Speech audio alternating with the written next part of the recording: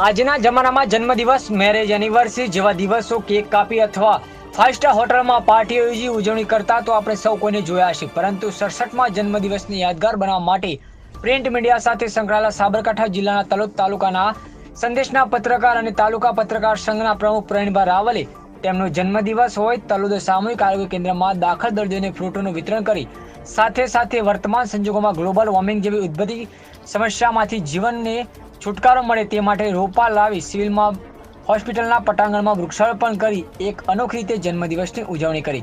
જન્મદિવસને યાદગાર બનાવ્યો હતો. આ પ્રસંગે સિવિલ હોસ્પિટલના superintendent doctor Jatin Patel, hospital staff દ્વારા જન્મદિવસની શુભેચ્છાઓ પાઠવી હતી. તલોદ તાલુકા પત્રકાર સંઘના સભ્યો દ્વારા ફોટો ફ્રેમ આપી જન્મદિવસની શુભેચ્છાઓ પાઠવી હતી.